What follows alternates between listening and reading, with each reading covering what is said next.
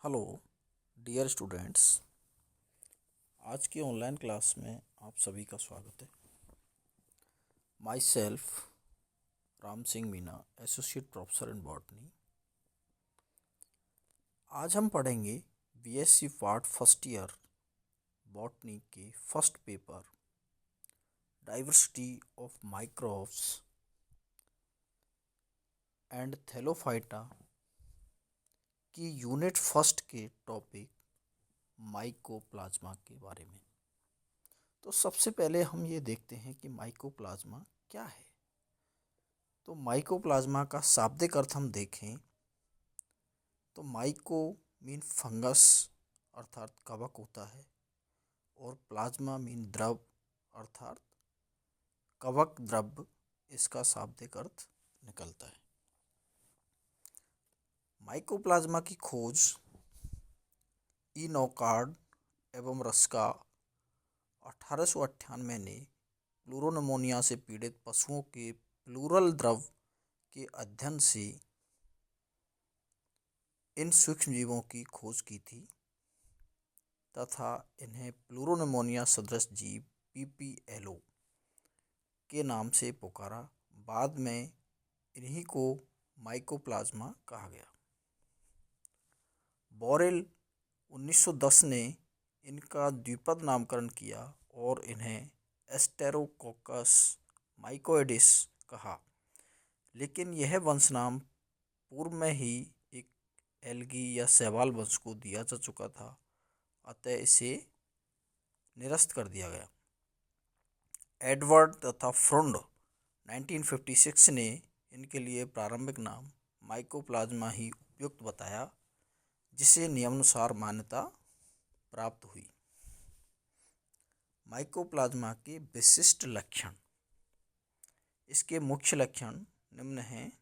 First है, ये सजीव जगत के सबसे अधिक सूक्ष्म जीव हैं जो स्वतंत्र रूप से वृद्धि करते हैं।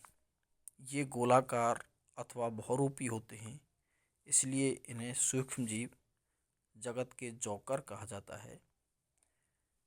ये बहुरूपी इसलिए होते हैं क्योंकि इनके ऊपर सेल वॉल का अभाव होता है, और सेल वॉल के अभाव के कारण इनकी सेल में लचकता पाई जाती है, जिससे जिस ओर से सेल पर दबाव आता है उसी तरह की आकृति ग्रहण कर लेते हैं, इसीलिए इनको बहुरूपिया या जोकर कहा जाता है।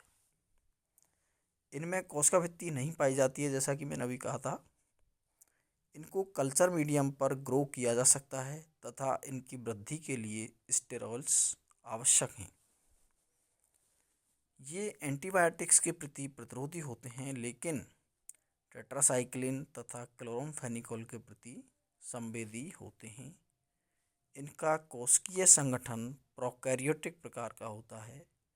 न्यूक्लियोइड में वलयाकार एक गुणसूत्र होता है। ये स्वतंत्र जीवी, मृतोपजीवी व परजीवी होती हैं।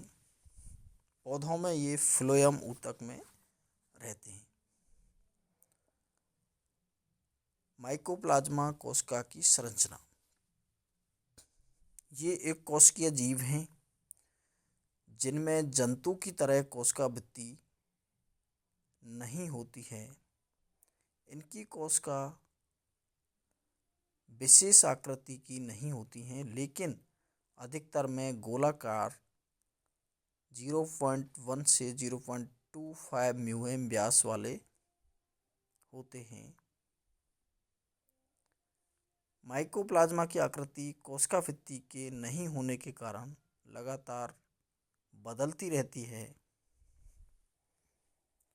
अतः प्राकृतिक रूप में ये बहुरूपी प्लियोमॉर्फिक होती हैं। कुछ माइकोप्लाज्मा अनियमित संहतियों से लेकर तंतु समान तथा कभी कभी शाखित संरचनाओं के रूप में दिखाई देते हैं। कुछ घुमावदार सीढ़ी के समान वल खाए हुए हेलिकल आकृति के माइकोप्लाज्मा भी पाए जाते हैं, अतः इन्हें अलग वंश स्पाइरोप्लाज्मा में सम्मिलित किया जाता है, जैसा कि आप ऊपर इस डायग्राम में देख रहे हैं स्पाइरोप्लाज्मा, जो कि बल खाए हुए सीढ़ी के समान है। वापस हम उसी पेज पर आते हैं जहां इसकी कोशिका संरचना दी हुई है, जिसमें लिपोप्रोटीन मेम्ब्रेन है सबसे ऊपर, डीएनए है द्विकुंडलिनी double helix DNA, double stranded DNA इसमें पाया जाता है, सिंगल स्ट्रैंडेड आरएनए अर्थात एमआरएनए है, राइबोसोम है, घुलित प्रोटीन है, सेल वॉल का इसके अंदर अभाव होता है। इस तरह की माइकोप्लाज्मा सेल की स्ट्रक्चर होती है।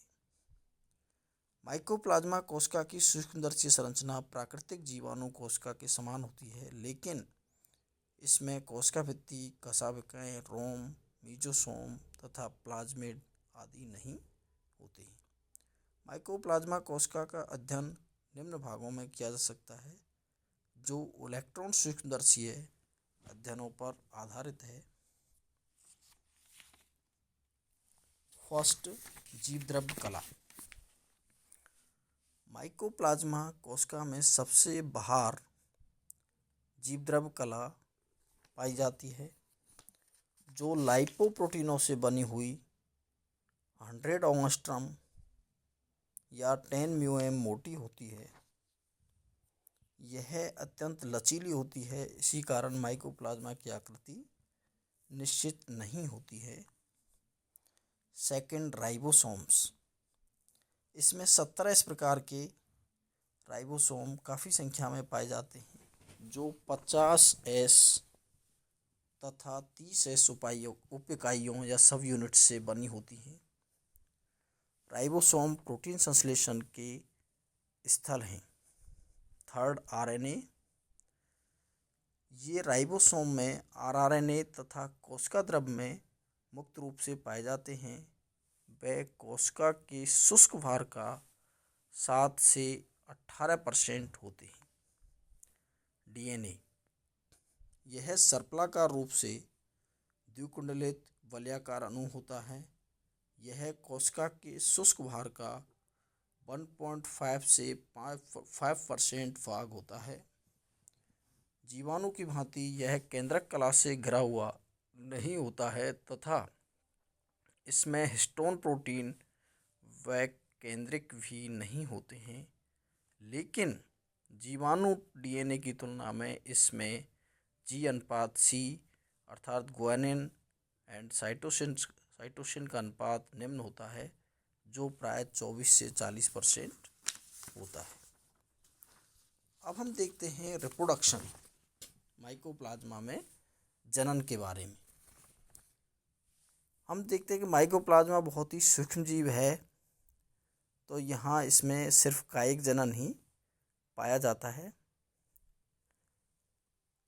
माइकोप्लाज्मा में सामान्यतः कायिक जनन ही पाया जाता है, जो कि निम्न प्रकार से होता है। फर्स्ट है बाइनरी फिशन, द्विविभाजन। जैसा कि नाम से स्पष्ट है, इसमें कोशिका 2 समान या असमान भागों में विभाजित हो जाती है और प्रत्येक भाग वृद्धि करके नई कोशिका को जन्म देता है। सेकंड, मुकुलन, जिसको हम बडिंग कहते हैं। जनक कोशिका में अतिवृद्धि के रूप में कुछ उभार बन जाते हैं, जिन्हें मुकुल या बड कहते हैं। ये बड आगे वृद्धि करके और अलग होकर नई कोशिका को जन्म देते हैं। थर्ड है प्रारंभिक कायों द्वारा या एलिमेंट्री बॉडीज द्वारा। तो ये एलिमेंट्री बॉडी जो है विशेष रूप से मोरोविट्ज एंड टॉर्टोलोटी ने बताई थी। मोरोविट्ज व टॉर्टोलोटी 1962 ने इलेक्ट्रॉन सूक्ष्मदर्शी द्वारा संवर्धित या कल्चर्ड माइकोप्लाज्मा में जनन क्रिया का अध्ययन कर बताया कि मात्र कोशिका फूलकर बड़ी हो जाती है तथा इसका जीवद्रव्य छोटी छोटी इकाइयों में बढ़ जाता है, जिन्हें प्रारंभिक काय या एलिमेंट्री बॉडीज कहते हैं। ये जीवद्रव्य कला के फटने से विमुक्त हो जाती हैं। ये काय गोलाकार वह 0.1 म्यू व्यास की होती हैं। 5 से 6 दिन में ये बड़ी होकर 1.0 म्यू व्यास तक हो जाती हैं और वृद्धि करके नई माइकोप्लाज्मा कोशिकाएं बनाती हैं। इन नई कोशिकाओं में भी पुनः प्रारंभिक कायों का निर्माण होता है और फिर से बहुत सारी नई माइकोप्लाज्मा सेल्स बनती चली जाती हैं। जैसा कि हम डायग्राम में देख रहे हैं, फर्स्ट एलिमेंट्री बॉडी है, उस सेल की ग्रोथ होती है उसमें, और अंदर जो सेल्स हैं वो ग्रोथ करने लगती हैं, फिर उसकी सेल लार्ज हो जाती है।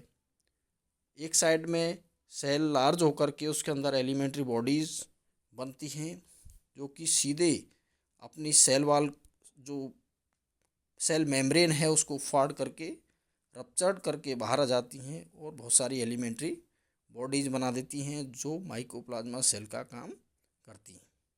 दूसरी तरफ जो लार्ज सेल है उसमें बाइनरी फिशन होता है और बाइनरी फिशन के द्वारा वह 2 भागों में विभाजित हो जाती है और 2 डॉटर सेल का निर्माण होता है।